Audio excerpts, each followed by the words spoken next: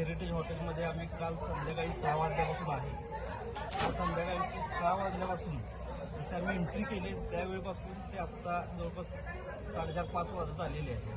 कसा वेळ गेला ते समजलंच नाही. हॉटेलमधल्या स्टाफची service, especially food quality, food was amazing. त्यामध्ये ब्रेकफास्ट खूप अतिशय छान होता. काल हळदीचा जो कार्यक्रम होता त्यामध्ये आम्ही सगळ्यांनी एन्जॉय केला.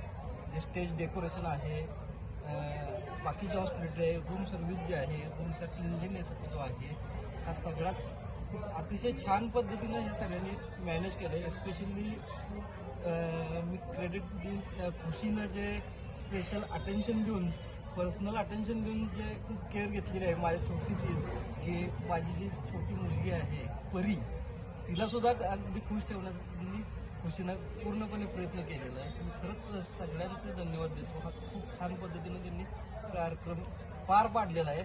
आमचं खूप 10%च आमचं योगदान आहे आणि 90% हेरिटेज हॉटेलवाल्यांनी, म्हणजे एकदा त्यांना सगळं आम्ही उचलून दिल्यासारखं आहे की जेणेकरून त्यांनी पूर्णपणे पार करून आम्हाला अगदी छान पद्धतीने सॅटिस्फॅक्टरी हा कार्यक्रम आमचा पार पडतो.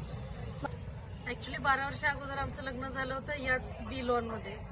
त्या मानाने आम्हाला आता खूप जास्त इम्प्रूव्हमेंट दिसते सगळ्याच बाबतीत. म्हणजे अगदी स्टेज डेकोरेशन पासून हे म्हणून 12 वर्षात एवढी जोरात इम्प्रूव्हमेंट आहे हे एक्सपेक्टेड नव्हतं. पण माझी बहीण पण खुश आहे. इथली हॉस्पिटॅलिटी पण चांगली आहे, फूड पण चांगलं आहे, त्यांनी दिलेली सर्व्हिसेस पण चांगली आहे. आणि ऍक्च्युली तुळशी मॅडमला पण थँक्यू की खूप छान पद्धतीने लेकराला माझ्या हँडल केलेलं. Thank you so much.